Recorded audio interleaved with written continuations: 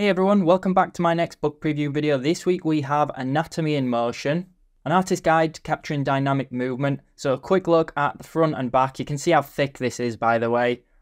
Contains nudity. There you go, there's your warning.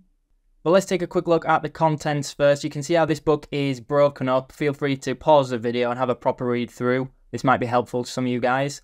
But starting with a bit of an introduction as opposed to, photo reference, because most of the book is, fully photo reference. It's broken down into basic shapes and draw-overs, but before that we've got this sort of locomotion, antagonistic pairs, things like that. It reminds me a little bit of the Stonehouse Anatomy book, this introduction part, which I'll show in a second. And there's some examples there of some of the draw-overs and paint-overs, defining the muscles and things like that. So you can sort of see what you're in for throughout this book. And there's actually quite a lot on the neck movements and even the jaw movements. So you can see here we've got jaw closed, jaw open. I thought that was pretty interesting actually. As you know, there is a lot of nudity. I am going to try my best to only show the pages that YouTube would allow. But if I have left anything in, there's your warning. I will blur anything out that I do miss, but I'm pretty sure I've managed to get everything. This here is a Stonehouse Anatomy book. This is an awesome anatomy book. It's huge in page count. Although the dimensions are a little smaller than this one, this 3dtotal one is absolutely massive. But that one's a pretty good way of looking at breaking down the muscles and things like that. This book covers a lot of information, and I do have a video preview on this one as well, so I will put links in the description box below. Definitely check that one out. So let's start with basic movement. Again, I am only really showing the poses that hide genitals and things. But you can see here a good example of these sort of draw-overs. So one is drawn over and it has an emphasis on the cross contours. So these lines around the cylinder of the arm, for example. We've got another one that's drawn over, emphasizing the actual anatomy, separating that. And then one that emphasizes the basic planes, which is really helpful when it comes to lighting. And of course, you've got the main photo itself without anything on. And you'll see that throughout the book. So you'll see the photo reference and then broken down into those three different things as mentioned, drawn over with the muscles, drawn over with the cross contours, and concentrating on the planes.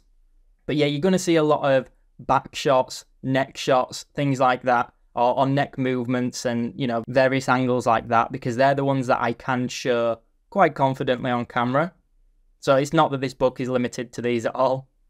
Another book that I wanted to give a shout out to if you're into this kind of thing is the Anatomy for Sculptors book series. Again, I've got videos to all these, so I will put links in the description box below, so be sure to check those out. And in case I didn't mention, this is a 3dtotal publishing book. They've got some really good books. They've got a huge range. I know a lot of you guys are big fans. This is actually the second in the series. So they do have another anatomy book that came out before this.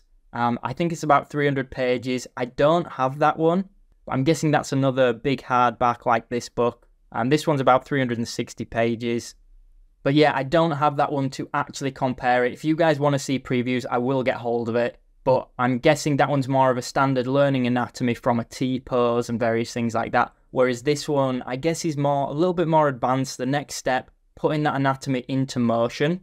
Now, if I'm being honest, the reason I bought this was actually mainly for the reference. I'm a big fan of photo reference books. Personally, I don't think they're generally as good as the reference you can find on ArtStation and, the internet just in general.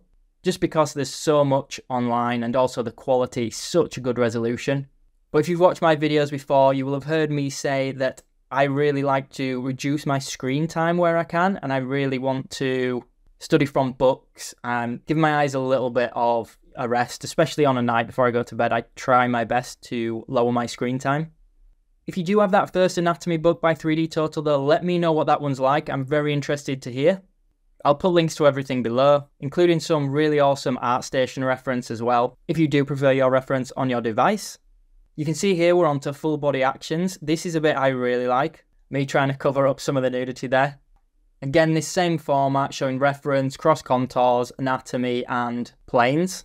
Sorry again about the choppy way that this video has been edited. It was just really difficult because it was like every other page had nudity on. There is a lot of nudity throughout.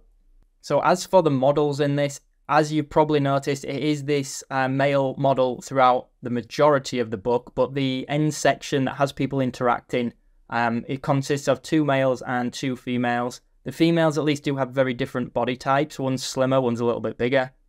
That's me covering more again.